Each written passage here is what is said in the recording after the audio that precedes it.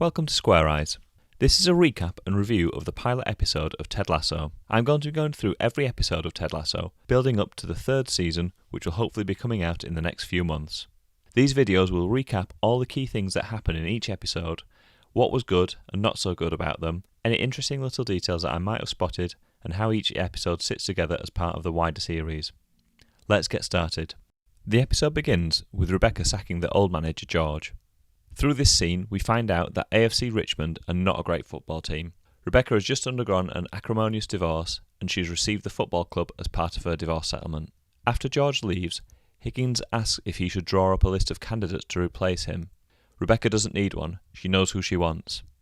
Then we jump to a news report covering Ted Lasso's appointment at AFC Richmond, which is a nice way to leap forward with the story without having to mess about. We found out via this news report that he's an American football coach who won the Division II state championship with Wichita State Shockers, but was most famous for going viral for dancing with his team. Importantly, he's never coached a football, or to Americans, soccer team before. Then we jump to Ted's plane ride over to England. Ted gets bothered by a member of the public, who seems to be a bit of an idiot, but we get our first glimpse of how nice Ted is, and how he seems to have time for just about every person he meets. Then we meet Coach Beard and hear about their doubts about taking the job at AFC Richmond. One scene I really appreciated is the moment when they get to the stadium and then stop to admire the pitch from the top of the stairs. As a football fan, I've always found it a special moment at every stadium I've visited when you first emerge from under the stand and see the pitch for the first time, and I think this shot captured that moment really nicely. It made me think that the people making this programme understand football and what it means to fans, even though it's completely accessible to people that don't have a huge interest in football too. After this scene, we get to meet Nate as he accidentally chased coaches Beard and Lasso off the pitch before introducing them to see Rebecca for the first time. Or should I say trying to introduce them to Rebecca, but he finds her so intimidating, quite rightly, that he ends up running out of the room before he can say anything to Rebecca. This sets up the first scene between Ted and Rebecca, which is where we get into the meat of the story.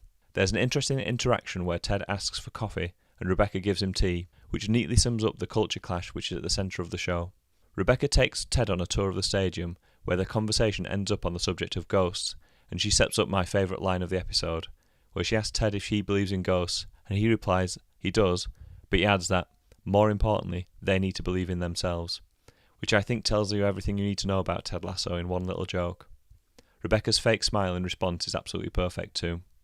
If that remark from Ted wrong-footed Rebecca, it was her turn to wrong-foot him a few seconds later, when she blindsides him with an unexpected press conference. He gets bundled into a room full of reporters and cameras, with light bulbs flashing and blinding him. Before the first question is even asked, we cut away to see the players in the dressing room and the fans in the pub watching on, and it's clear that there isn't a lot of respect among them for Ted at this stage. Ted decides to tackle a press conference by addressing the fact that he hasn't ever coached a football team before. He tries to win over the press pack by promising the team's dedication, but undermines his message by making a series of basic mistakes about how football works. The press conference then descends into a free-for-all as journalists take pot shots at Ted Lasso as he flounders under their questions. In the end, Ted is rescued by Rebecca, who points out that the previous coaches before Ted have achieved very little, and at least their new coach has at least won something in recent years, even if it was in a different sport. After the press conference, we hear Rebecca confide in Higgins about the real reason she has appointed Coach Lasso. Her decision to appoint the American was an act of sabotage to punish her ex-husband. Next up, we get to see the coaches meet their players. While we see the whole squad, it's clear that Roy Kent and Jamie Tartt are the key figures as they get proper introductions. Kent as the leader and enforcer of the group, Tartt as the selfish prima donna. Roy Kent leaves the locker room after a short interaction with Ted where he shows his absolute lack of respect for him, calling him Ronald McDonald, showing that there is work to be done for Ted to win the players over. After a tricky first day in the office, Ted finally has a pleasant interaction with Jamie Tartt's girlfriend Keely, who comes back to the locker room to get her boyfriend's phone. There's an instant rapport between the two of them, and it seems natural and easy.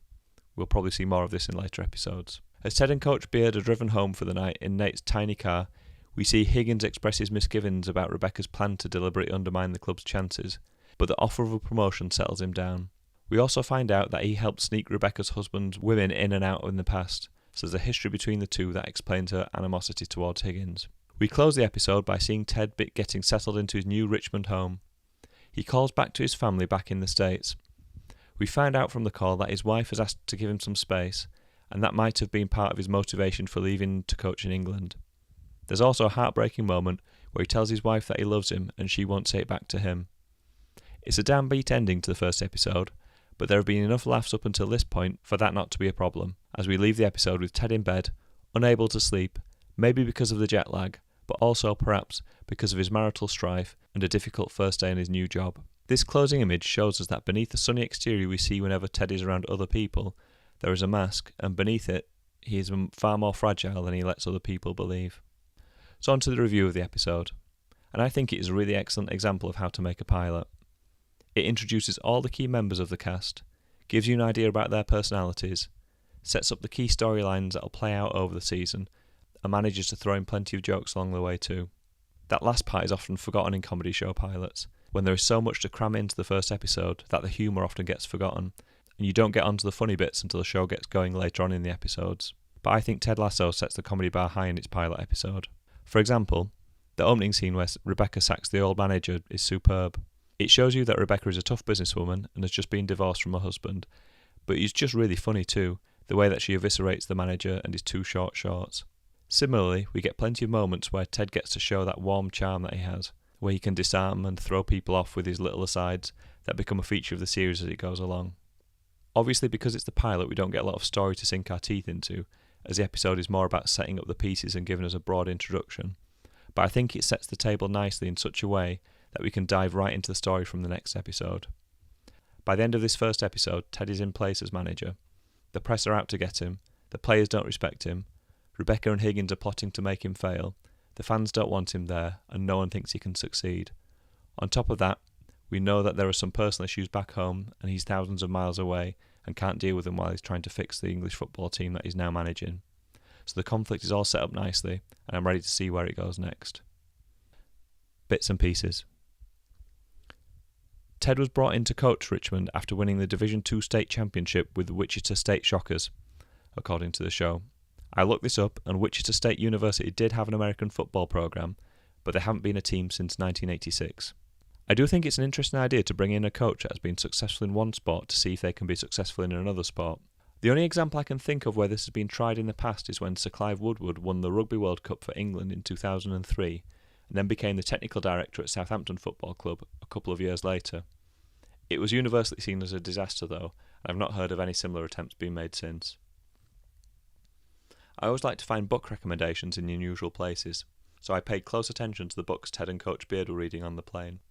Ted was reading The Dharma Bums by Jack Kerouac, which was the book that Kerouac wrote after On the Road, and is a semi-fictional account of his wandering around, trying to find himself and dabbling in Buddhism. I've not read the book, but I loved On the Road, so I've added this to my to-read list, and I'm looking forward to checking it out. Coach Beard's in-flight reading is far more practical, Inverting the Pyramid by Jonathan Wilson. I read this a while ago and found it an interesting and light-hearted look at football tactics and how they have progressed over time. It's exactly the kind of book you should be reading if you want to quickly learn about the fundamentals of football, so it makes sense that someone who's just got a job in football coaching would be reading this as they were flying over to England to take up the first job. Another interesting little thing I noticed in the episode was that the welcome basket in Ted's apartment is actually addressed to Tim. So the little touch to try and make him feel welcome actually does the opposite when they can't even get his name right. This is particularly important during the final scene of the episode, as it comes just before he calls home and is feeling particularly far from his family, and most likely pretty lonely. Looking ahead. Now we've covered everything in the first episode, it's interesting to think about what we might have to look forward to. Ted was quite upfront about what his agenda was with Roy Kent after being called Ronald McDonald. He's going to win him over. Not just him either, the whole team. So that's going to be one of the things we'll most likely see in the next episode. Ted trying to bond and win over his team. Then we've got Rebecca and Higgins most likely trying to sabotage Ted and the club from within. We also know that the press don't think much of Ted at this stage, and you may see Ted face them again in some capacity. He does have some allies though. We saw him win over Nate, the kit man, and Keeley, Jamie Tartt's girlfriend, both seemed to like him, and just about everyone he started talking to seemed to take a shine to him. So it'll be interesting to see what the next episode brings for us. So thank you for watching this first recap and review of Ted Lasso on Square Eyes. I'll be along with another one in the next few days. Thank you very much. Bye.